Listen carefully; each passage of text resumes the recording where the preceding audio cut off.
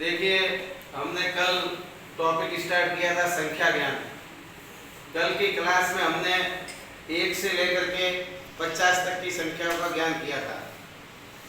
आज हम आगे 51 से लेकर के 100 तक की संख्याओं का ज्ञान प्राप्त करेंगे। तो हमें 101 से संख्याओं का ज्ञान प्राप्त करने के लिए हमें 1 से 100 तक की गिनती आनी बहुत ही आवश्यक है।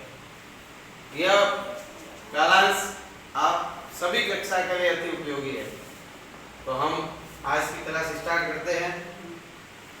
कल हमने 50 तक पढ़ा था। 50 के लिए संस्कृत में 50 बोलते हैं।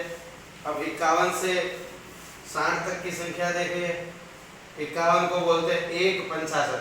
कितना होगा? 1/50। देखिए, यहाँ पर एक ध्यान देना है, इंग्लिश और संस्कृत में थोड़ा सा डिफरेंट है। इंग्लिश में हम लिखते हैं जैसे 51, तो 50 पहले लिखते हैं, उसके बाद 1 लिखते हैं। संस्कृत में पहले 1 लिखेंगे और उसके बाद 50 लिखेंगे, यानी 1/50। ये डिफरेंट है। तो 51 में 1/50, 52 के लिए 2/50। जब भी आपको देखो 22 लिखने हो, 32 लिखने हो, 42 लिखने हो, 52 लिखने हो, 62 लिखने हो, 72 लिखने हो, 82 लिखने हो, 92, आपको द्वि उसके आगे लगाना है। द्वि, ठीक है। ये 50 तो 52 हो गए, और यही द्वि यदि षष्ठी के आगे लिखता तो 62 हो जाते। यही द्वि यदि 70 के आगे लिखते तो 72 हो जाते। इसी प्रकार हमें आगे बढ़ना है, द्वि लगाना है आपको, ठीक है। 53 में आएगा 3/50। तो देखो, जब भी 53, 63, 73, 83, 93 हो, सबके आगे 3 लगाना है, ठीक है ना। अब यहाँ 53 है तो बोले 50 और 3 है, तो 3 के लिए तो 3 लगा दिया, और 50 के लिए 50 लिख दिया, इसलिए वो 53 हो गया। यहाँ पे 63 में देख लीजिए 60 और 3, तो 60 के लिए षष्ठी और 3 के लिए 3 लगा दिया, ठीक है। इसी प्रकार इसमें बढ़ेंगे। 54 के लिए चतुर्पंचाशत बोलो। अब देखिए, यहाँ पे 50, यहाँ पे चतुर में केवल विसर्ग लगाना है आपको। चतुर्पंचाशत, यहाँ पे देखो, यहाँ विसर्ग नहीं लगेंगे। यहाँ पे षष्ठी में ये षटकोण वाला स है ना, मूर्धन्य षकार, तो यहाँ पर इसका आधा भी लिखेंगे ना, मिलाएंगे तब तो आधा षकार ही लिखेंगे। इस चीज का ध्यान देना है। यहाँ पे ये दंत्य स है, तो ये आधा स दंत्य ही लिखेंगे। और यहाँ पे ये असिति है, तो इसमें विसर्ग का र बन गया, तो ये मिला दिया, तो यहाँ पर र बनेगा। असिति वाले में चतुर असिति, और यहाँ पे ये र ऊपर हो जाएगा, चतुर नवति। इस चीज का ध्यान देना है। 55 के लिए 5/50, 56 के लिए 6/50, 57 के लिए 7/50, 58 के लिए 8/50, 59 के लिए 1/षष्ठी। इसके स्थान पर हम ऊन षष्ठी भी लिख सकते हैं, ठीक है। षष्ठी में ऊन का मतलब 1 कम होता है, तो ऊन षष्ठी भी लिख सकते हैं, 1/षष्ठी भी लिख सकते हैं। 60 के लिए हो गया षष्ठी। अब 60 से 61 हो गया, 60 + 1, तो हम 1 षष्ठी। 61 के लिए क्या हो जाएगा? 1 षष्ठी। 62 के लिए 2 षष्ठी। 63 के लिए 2 षष्ठी।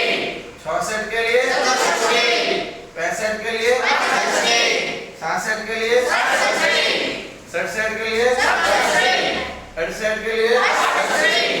69 के लिए 2 सप्तती और 69। ये कौन सप्तती और 69? 70 के लिए 70। फिर 71, 70 और 1, तो 71 के लिए होगा 1 सप्तती।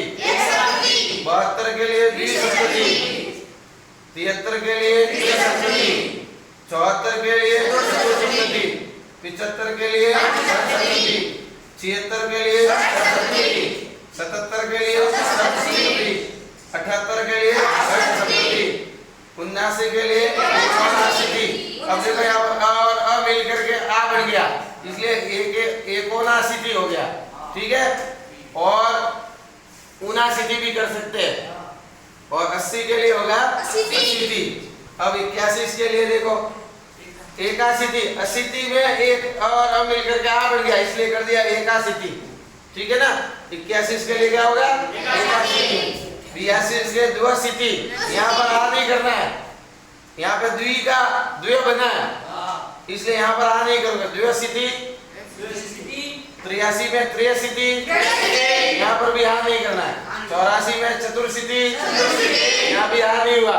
यहाँ पर होगा कि पंच में है और यहाँ पर भी है, तो दोनों मिलकर के आ बनेगा। 85 के लिए 86 के लिए 87 के लिए, क्योंकि और मिलकर के आ बना, इसलिए सप्ताशीति हो जाएगा। 88 के लिए अष्टाशीति, यहाँ पर भी और मिलकर के आ बना अष्टाशीति।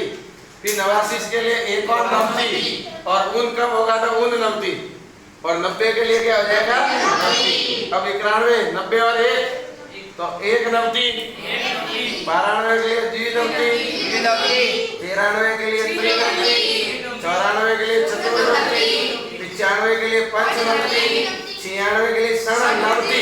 ये ध्यान दे, न का न बनाना है यहाँ पे, इस चीज को ध्यान देगा चिन्ह में, षणनवती, ठीक है।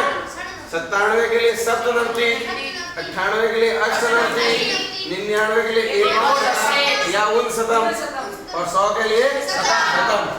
हमें संख्या ज्ञान के साथ साथ लिखना भी शुद्ध है, ये चीज को ध्यान देना है।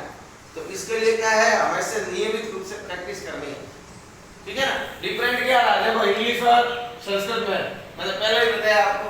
जैसे इंग्लिश में जैसे 51 है, 51 को हम लिखते हैं 51, यानी 50 तो पहले लिखे और एक जो अधिक है उसको बाद में लिखा। लेकिन संस्कृत में पहले तो इसको एक को लेके आओगे और फिर 50 के लिए 50 बोलते हैं ना, ये इस तरह से हो जाएगा। तो इस चीज का ध्यान रखना है।